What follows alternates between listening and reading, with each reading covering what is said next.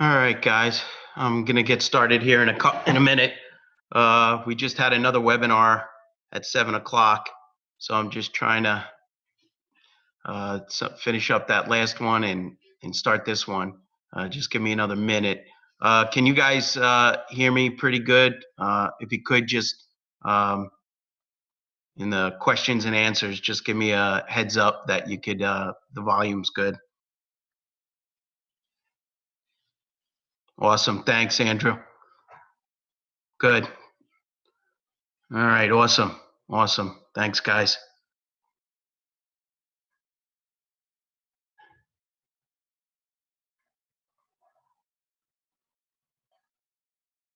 Awesome. All right.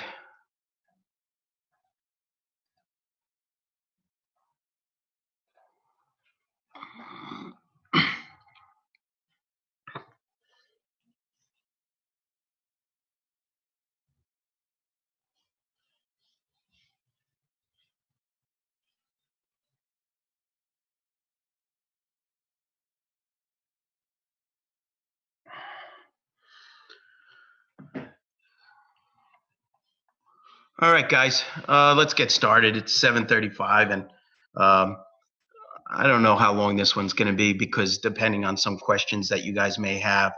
But Navionics has offered me this great opportunity to speak to you guys or to, help educate people fishing and with this free webinar series. In this presentation, we're going to talk about tournament fishing. In past, I've talked about cast net throwing, how to throw a cast net, trolling mojos, wireline trolling, live line striped bass fishing. So this one's going to have kind of a mixture of all the different tips that we do as a team, and we're pretty successful at it. And we're going to share some of these tips with you guys tonight. Not all of them. We're going to have to keep a couple private. Please feel free to ask any questions during. I'll check, to see if you guys have any questions, and if not, I'll check at the end and I'll go over whatever you need information on. Another thing too is if to email me, I'll leave it at the end. It's agrossi@navionics.com or finchasernj@gmail.com, and I'll have it listed at the end of the webinar. Also, the webinar is being videoed so that you can use this as a reference, or a friend of yours missed it. It'll be recorded and added to our list, our very large library of webinars, both fresh and saltwater, on navionics.com. Here's a picture of Captain Frank and myself, and this is our latest win, which was November last year, which was our last tournament of the year, and we won first place in a tournament, striped bass tournament series that consisted of 3 different tournaments. And winning tournaments sometimes is just luck. I mean, getting that big fish, helps people. And I know people who've never fished a tournament before get in, sign up and win. And then there's people that also win or stay in the money consistently, and then that takes away it was a fluke that you caught a big fish.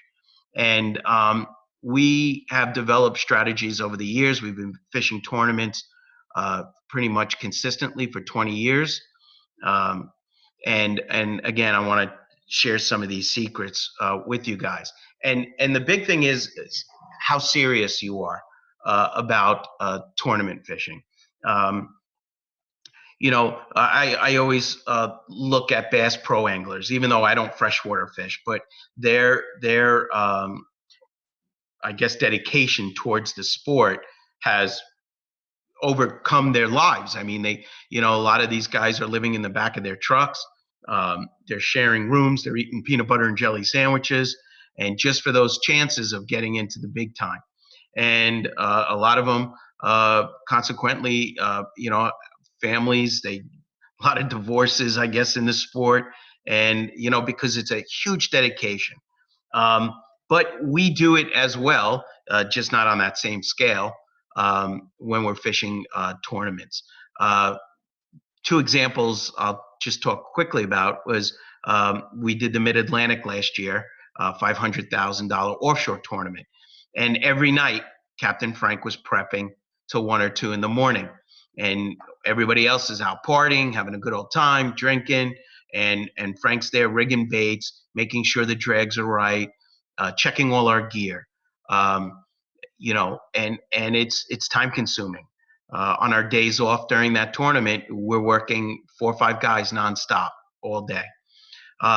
Captain Frank Wagenhofer pre-fished a tournament 14 days in a row, and then when we get fish and other people don't get fish and they're wondering, what are you guys doing differently, or it's just luck. No, we put in 14 days prior to that tournament every day, so we're at least keyed into the fishing and the bite. So when entering tournament too, I talk to people, what are you going to do it for fun? Is this like a family tournament, a fun tournament, or are you going to do it professionally, where the investment, you want to try to get some return on your investment. And some of these tournaments can be a huge investment, especially the big white marlin tournaments in Cape May and Ocean City, Maryland. Um, I had the opportunity to fish on Buddy Davis 70, which is 70-foot Buddy Davis, for the week at the Mid Atlantic. We wound up tying for third place, and won almost $19,000. And believe it or not, we were still in the hole about another 15. So although it took a good chunk out of it, 6 guys, burning 1,200 gallons a day, you're fishing 3 days, $1,000 worth of bait, $1,000 worth of ice. It could be in the high 20s, $30,000 range just as a chance.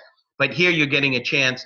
You're 1 in 200 boats to, or in the Mid Atlantic, 125, 150 boats to win over $1 million.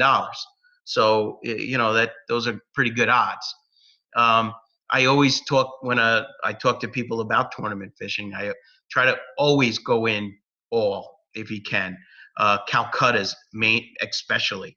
One of our big wins that we had a few years back was a Beach Haven Tuna Marlin tournament, where we didn't go into the big white marlin Calcutta.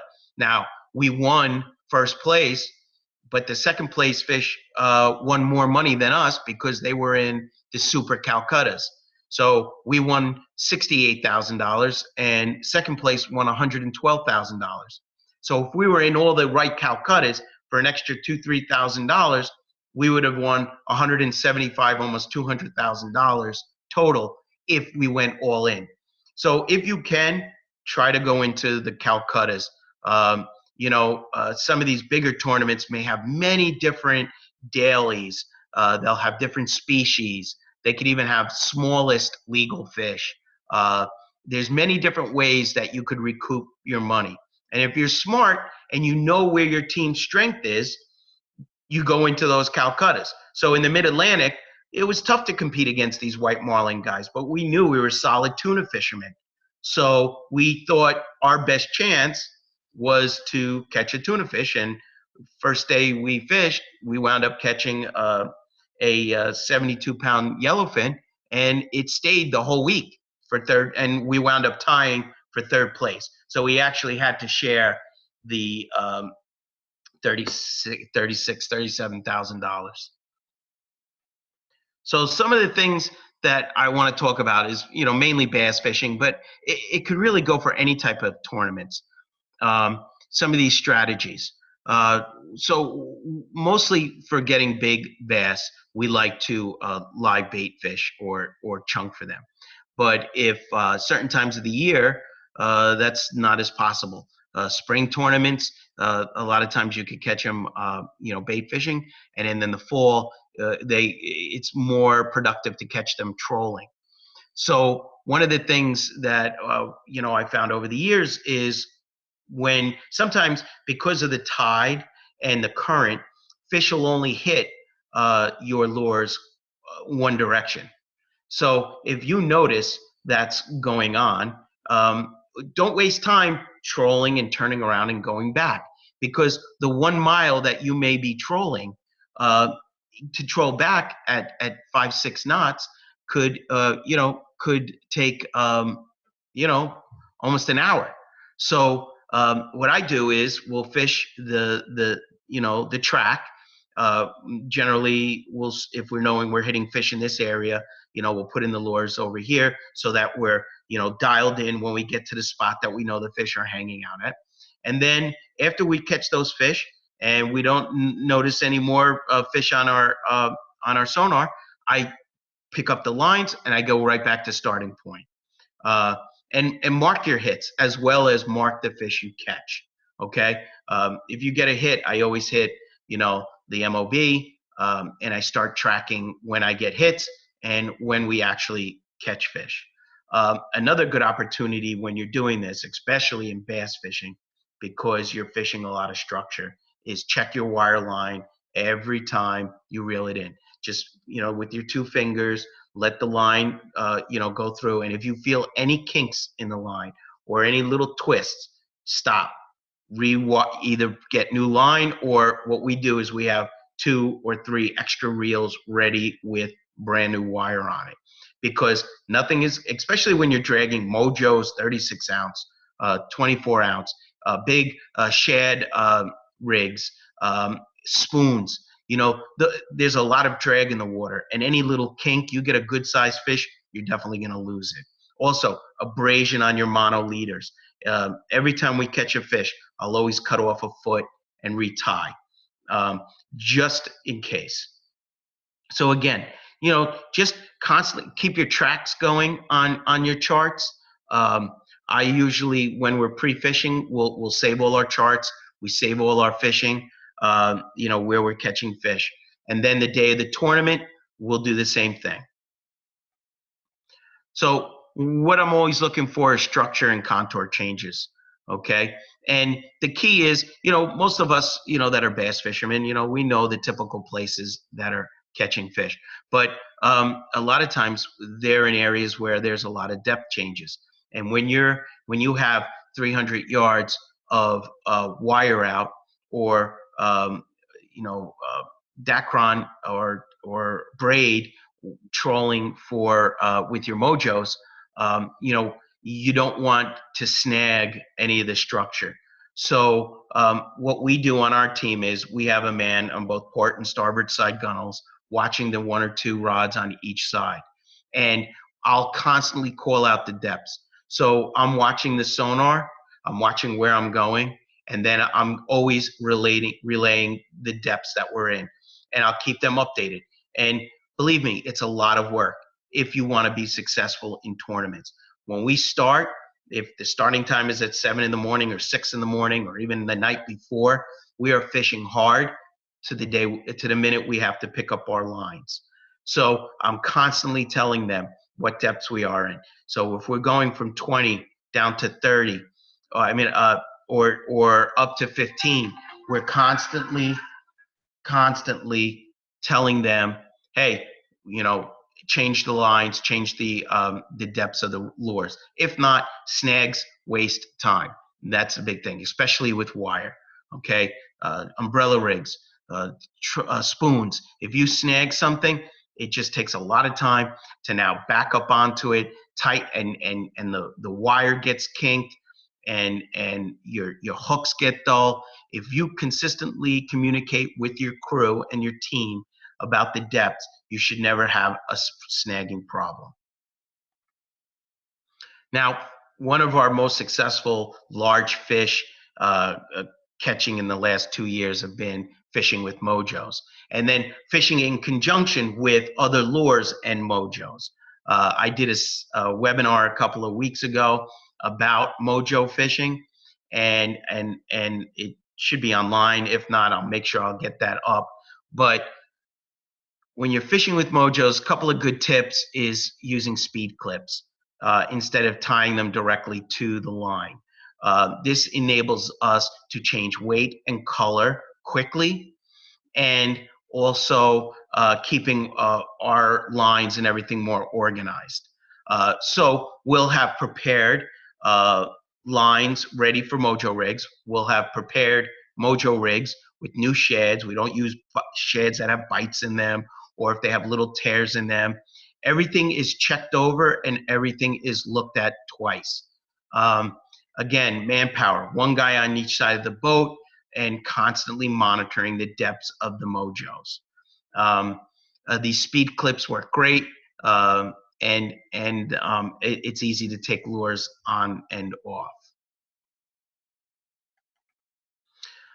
Chunking tips. I'm going to give you guys a couple of chunking tips that we've used in the past. One of them is, of course, using fresh bait. We'll spend the day before catching bunker if we're chunking.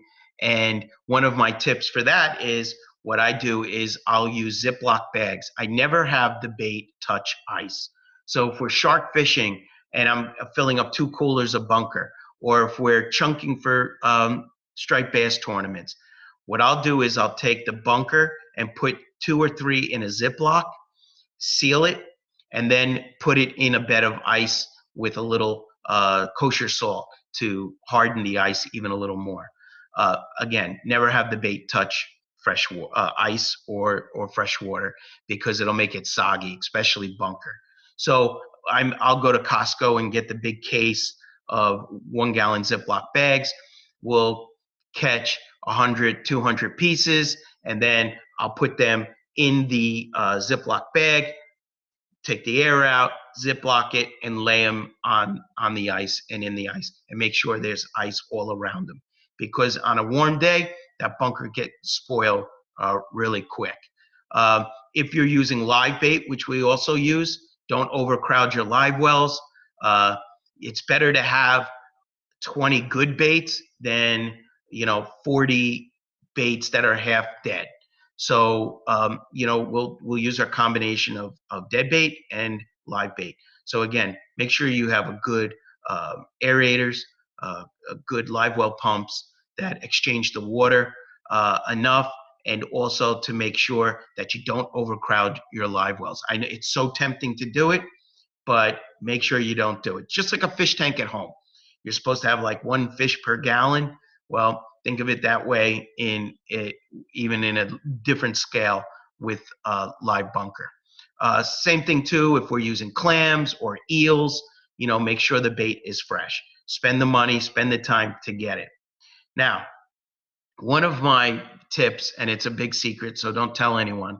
We call it the Fitzy deployer, and we named it after a friend of mine who passed away 5 years ago that I used to fish a lot of these tournaments with.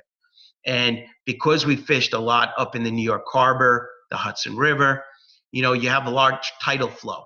And, when it's halfway through the tide and the tide's running at 7, 8, even 10 knots in the river, if you're chunking and throwing baits in the water, well, by the time it gets down to the fish, where's the bait?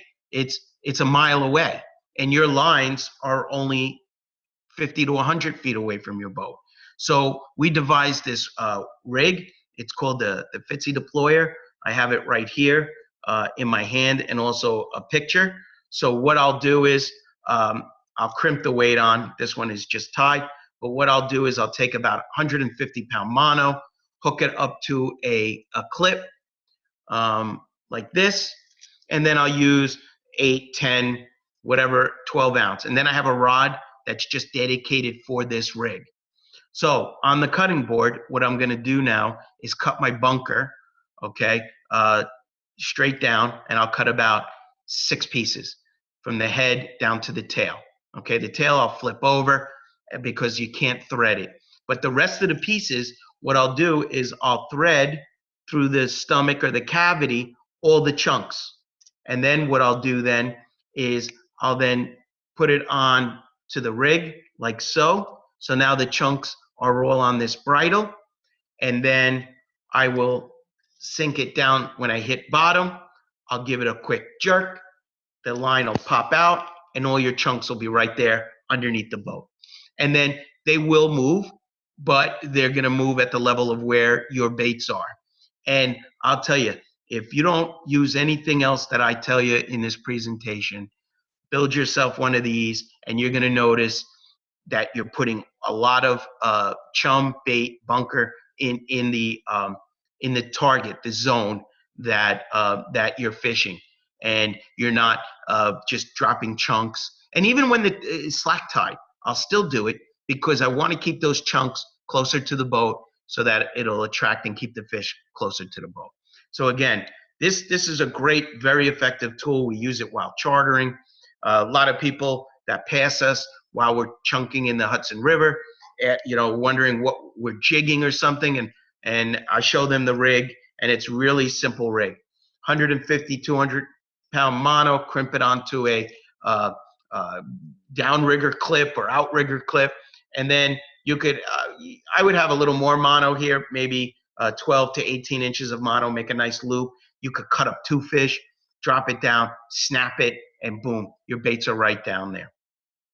Another good chunking tip that we've employed, and I learned this from a couple of sharpshooters when we used to fish I used to fish the American Striped Bass Association tournament series. A couple of captains were using this technique, and we started using it, and it's very effective. So when it's rough out, and you have your rods in the gunnel, like you see in that bottom picture on the Parker. So now your rods are up 7, 8 feet, and then your live bait is down into the water, and it's rough. Your boat's moving. It's rocking back and forth. What's happening is it's pulling that bait all over the place, and fish detect those things. So what I watched the guy do, in fact, I fished with him one day. He had an opening on his boat, and and he won Angler of the Year for a couple of years. What they would do is they would lay the rods on the deck, just have the tip over the gunnel, as kind of try to show a picture of it, and then the line straight in the water, and then the reels on free spool. And the reason they did this was because that reduced the movement of the baits. And I would watch other boats, and we would get hits, and other boats wouldn't. So that's another great tip. But make sure you keep it on free spool, and you could rest them against the gunnel. You could have a safety line on it if you get a little nervous, like a safety clip. But try this on a rough day, when you need to fish. Try laying your rods in free spool against the gunnel. Let's see. Okay, so tackle prep. This isn't my basement, but this is what it should look like.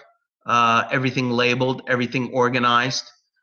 In the boat, we like to use 5-gallon buckets to put our mojos on the edges, our plugs inside, keeps it organized, keeps it accessible. We always sharpen our hooks prior to deploying a lure. So if Frank says, "Hey, give me a 24-ounce chartreuse mojo," we're sharpening the hook prior to putting it out.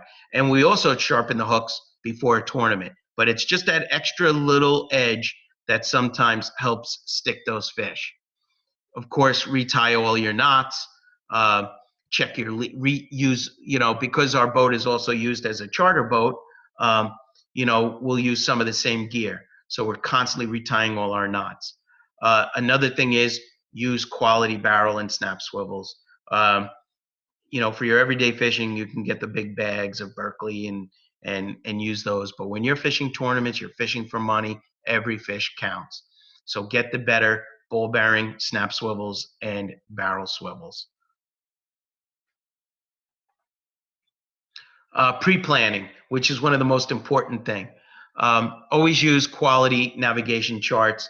Now, Navionics has has apps for your iPads, for your tablets, for your phones. They have a great web app which is free to use. You don't get all the free stuff. You don't get all the things that you would want. But if you get the paid subscription, you get extra features that you don't get when it's free.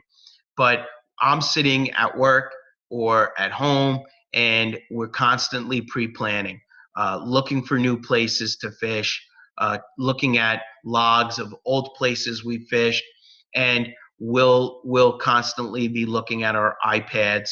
We'll make marks of places we like to fish. If you have a Navionics Plus or Plus Regions, update your charts weekly. It's important because I'm out there, 3-4 days a week during striper season, and we're doing sonar logging all the time. So we are finding new sandbars. We're finding new features in contours, you're going to get that information. During tournaments, I update my charts every night. So we're making sure that we have the freshest data. Navionics makes around 2,000, I think that number's up a little bit, updates to the nautical charts every day. Okay, so you're getting the advantage of having the most up-to-date charts there are. Another thing I like to do is when I do take pictures, I log notes. I'll take screenshots and I'll go back, and with my notes, I'll put in, 5 fish small, caught them on mojos, and I'll put a location of where we're catching the fish. Logging is very important because, again, we fished this 3 striped bass tournament series, and we pretty much caught all our winning fish in the same area every year. And because we log and we pay attention to where we're fishing, we're able to target those migration patterns much better. So other than making marks on your plotters, I also will go home and make marks. I'll keep a PowerPoint of all the different places, and then at night I discuss it with our team, where we fished, what we caught, and then we'll make planning for the next day. Also, social media. I mean, every day I'm at work now, and they're out fishing. They have charters. I just watch Facebook, Twitter, Instagram blowing up all day long. Bass fishing is phenomenal right now. It's a little early, but a lot of these fish are coming in. Bunker have been in Raritan Bay and Barnegat Bay now for over a month, and now the big bluefish are here. So I watch the social media reports. One example of about, I'd say 5-6 years ago, we were fishing a tournament trail called the FLW. They had a striped bass trail that went from Virginia up to Massachusetts, and we were in second place overall. One of the things we were having, and it was in our backyard, was a striped bass tournament. It's a tournament that you can only use lures, artificial, and it has to be a slot fish, 28 to 34 inches. And in the spring, in our area, it's very difficult to catch those fish. Mostly they're bigger fish. Okay, so we needed a very specific type of fish. And I was fishing a charity tournament the day before, Friday, and I was looking at pictures of people that were catching other fish. And I noticed a specific guy who was holding up the perfect bass. Looked like a 34-inch fat fish. And I was looking at the picture closely. It was in New York City. And I called up a friend of mine. I texted him the picture. I said, "What building is in the background?" And he told me, he said, "It's the UN building." I said, "Perfect." We went back there the next morning. We caught 2 perfect cookie cutter fish, and we wound up taking second place in that tournament. And that's because we're constantly looking at people's posts, pictures. They call it spot burning. You know, when you take a picture and people can recognize where you are and it's a secret spot. Um, but it helps people in tournaments.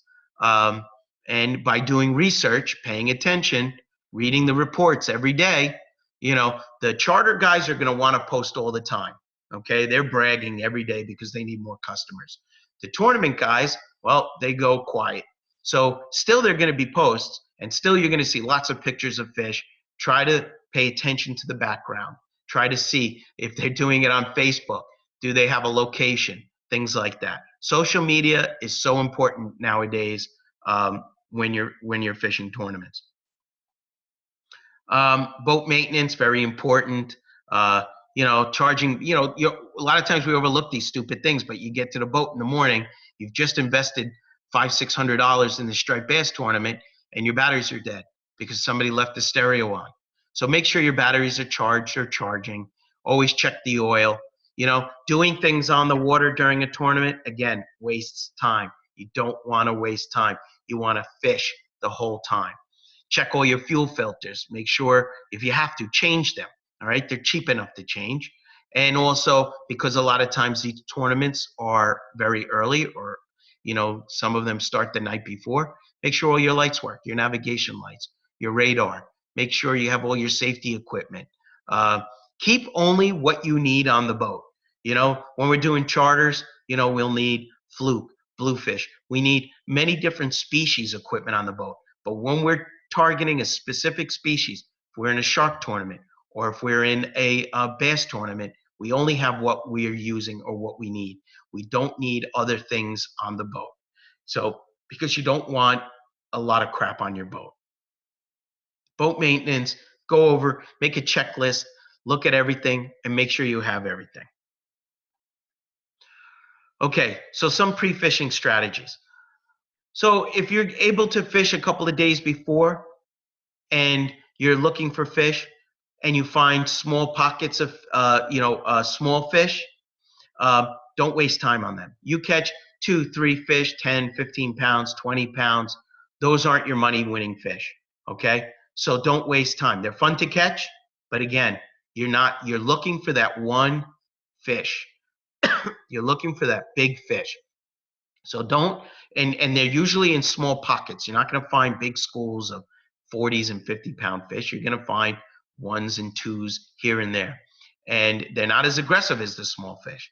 So make sure that you are constantly, when you're pre-fishing, checking out spots. You know where the small fish are, okay? So, that's good. Mark it, put down small fish, but constantly look for more places and look for biggest fish, and those are the ones that are going to win tournaments.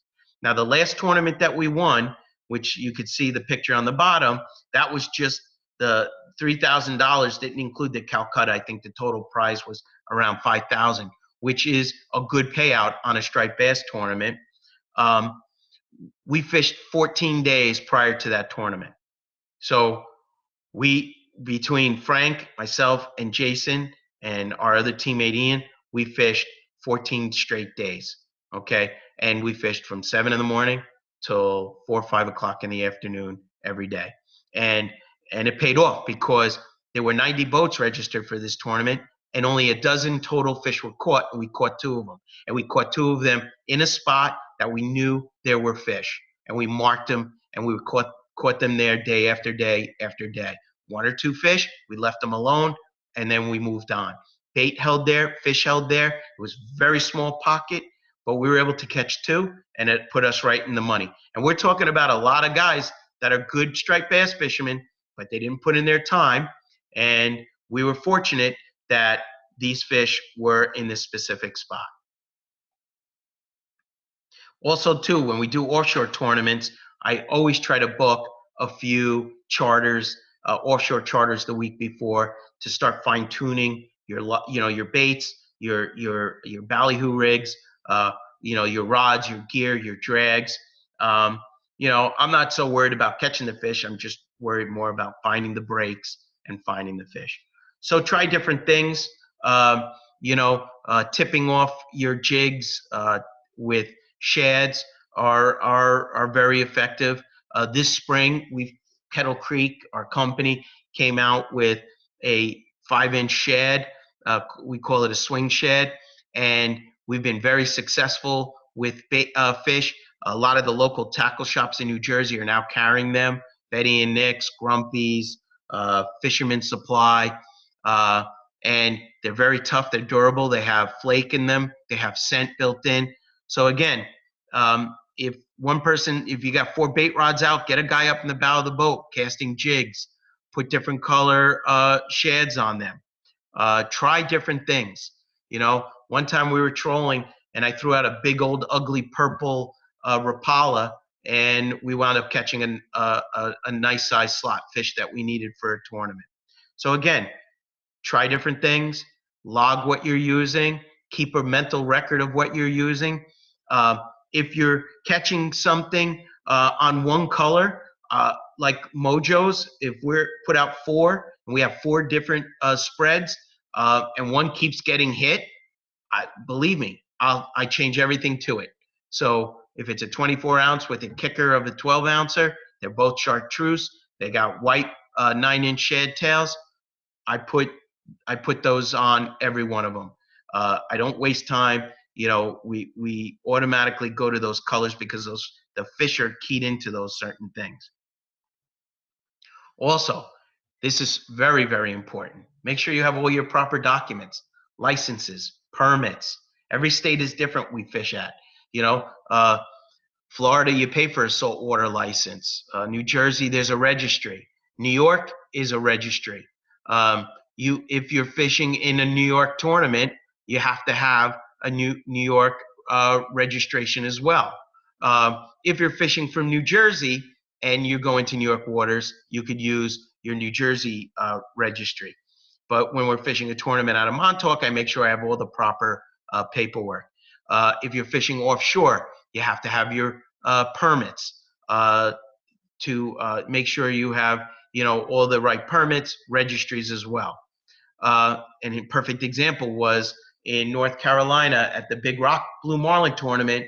A mate that this guy hired from Florida came up to Morehead City, and they won $912,000, almost $1 million, and they had to forfeit it because of a $10 fishing license. The mate snuck into a tackle shop that afternoon after the tournament was over, got his license. Somebody recognized him and made the second place guy really happy. $1 million.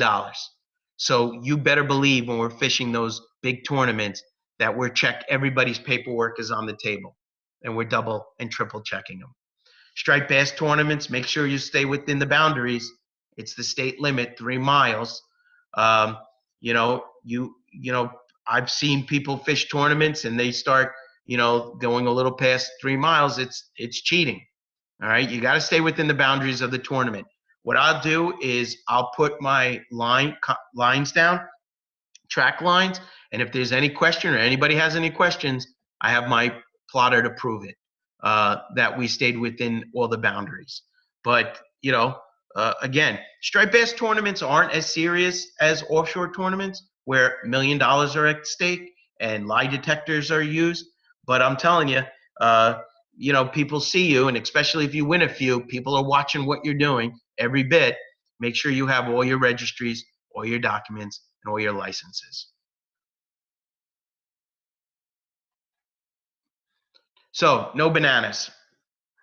No bananas on the boat. Bananas are bad luck. I know there's a million different rumors about why bananas are bad luck, but some of us have fun with our friends and we hide bananas on their boats prior to tournaments. It really gets a lot of fun going on. Um, one of the one, on charters, people always ask me, well, why is it? And the one theory that I go with is that in the old days when they used to go get fruit in South America, uh, if there were bananas on those boats, the other fruit would ripen quickly. When there was no bananas on the boat, the fruit would last longer. So the thought was that bananas are bad luck, but I think they release some agent in the ripening part of the banana, and it ripens the other fruit.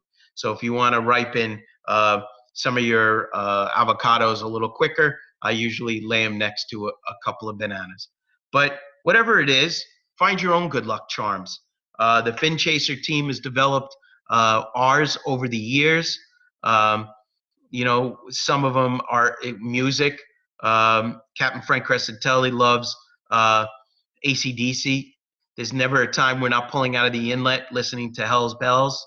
Uh, and then Kid Rock Cowboy gets us a little psyched as well. Food, we always have Reese's Peanut Butter Cups, and we'll always donate one to the fish gods.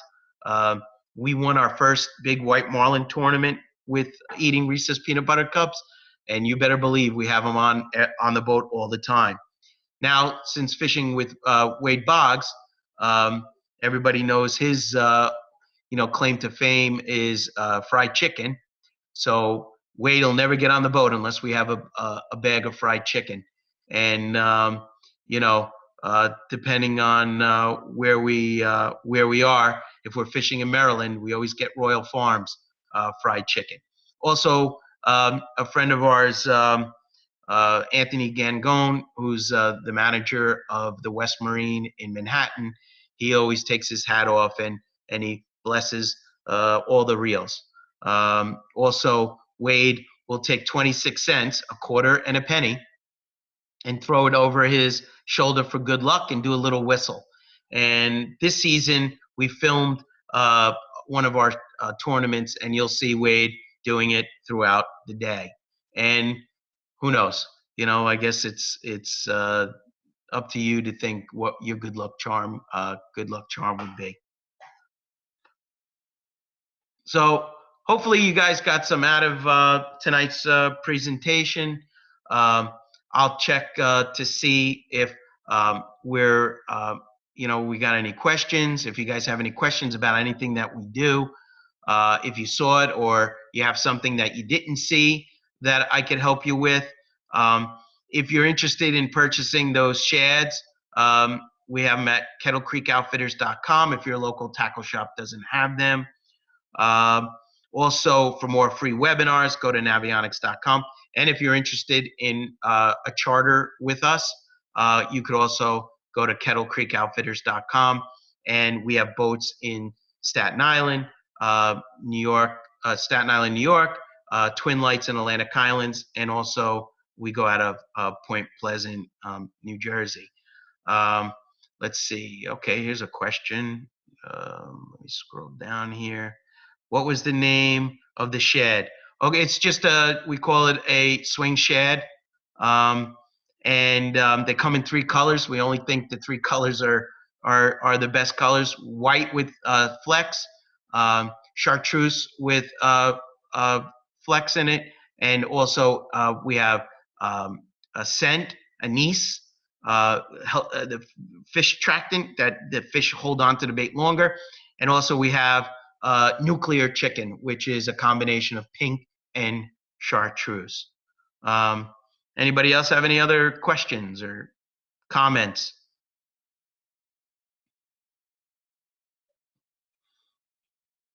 All right. I mean, if you think of something, email me at finchasernj@gmail.com. I'll try to get back to you right away. If you have any questions about Navionics products or Raymarine products, again, I could help you if you have any questions. So I hope you guys enjoyed it. I hope you came up with at least one tip. I know to me this is kind of difficult because I was kind of using a combination of a bunch of different presentations of things that we use. Thanks for the great words. Again, I'm recording this. If you guys, need it as a reference, or if a friend of yours missed it, you'll be able to rewatch it or re-listen to it, a combination.